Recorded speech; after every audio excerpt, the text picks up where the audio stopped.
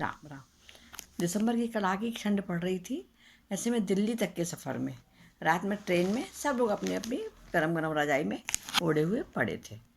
श्रवण भी अपनी सीट पर बैठा था, दुबका हुआ, पर उसे सोने से पूर्व बाहर जाने की उसकी आदत थी। फ्रेश होने के इरादे से वो बाथरूम की ओर गया। वहाँ उसने देखा दरवाजे के सामने एक अधेड़ उम्र की महिला छोटा सा थैला लिए बैठी थी। शायद उसको तो थोड़ा कुछ सामान होगा और उदास थी वो।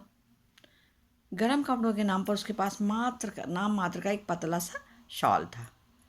श्रवण ने उसको देखा तो उसने देखा कि महिला रो रही है, उसकी आंखों में आंसू हैं। तभी बाजू वाले से एक ट्रेन बहुत जोर से गुजरी और तेज हवा का झोंका आया तो महिला कँप गई, थरथरा गई वो महिला। तो श्रवण ने पूछा, कहाँ जा रही हो? तो उसने श्रवण की ओर देखा और धीरे से कहा, मथुरा। तो उसने पूछा, टिकट नहीं लिया? तो बोली, बेटा अचानक जाना पड़ रहा है, टीसी आएगा तो ले लूँगी। तो श्रवण ने पूछा, ऐसे अचानक क्यों जाना पड़ रहा है? आपको रिजर्वेशन करवा लेना चाहिए था। पता नहीं क्यों श्रवण को ऐसा लगा कि इससे अच्छे से बात करना चाहिए, मैंने अच्छे से पूछ लेना चाहिए। तो उसने बताया, बेटा अभी अभी पता चला है कि मेरी बेटी जचकी के समय, प्रसव के समय मर गई है। और वो बहुत जोर जोर से रोने लगी। श्रवण बोला, अरे आप तो फिर अकेली हैं, परिवार का कोई और सदस्य आपके साथ नहीं आया? तो उसने कहा, मेरा कोई भी नहीं है, बस हम माँ बेटी थे और अभी 1 साल पहले हमने उसकी शादी की थी। और वो बहुत ज़ोर से रोने लगी। इतने में टीसी आ गया।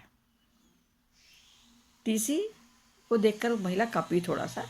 श्रवण ने उस महिला की स्थिति देखी तो समझ गया कि इसके पास टिकट के पैसे हैं कि नहीं, नहीं मालूम। तो उसे टिकट बनवाया उसका और उसे अपनी सीट पर बिठा दिया और एक कंबल निकाल कर उड़ा दिया। महिला बड़े ध्यान से और अचरज से श्रवण को देखती रह गई, पर वो कुछ बोल ही नहीं पा रही थी क्योंकि उसके पास कुछ था ही नहीं, बहुत गरीब थी।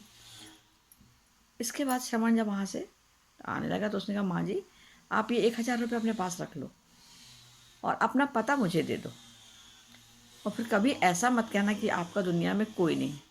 मैं आपका बेटा हूँ, आज से मैं आपका बेटा बन गया हूँ। हर महीने जितना भी संभव होगा मैं पैसे भेजा करूँगा और जब भी मौका मिलेगा मैं आपसे मिलने भी आ जाया करूँगा।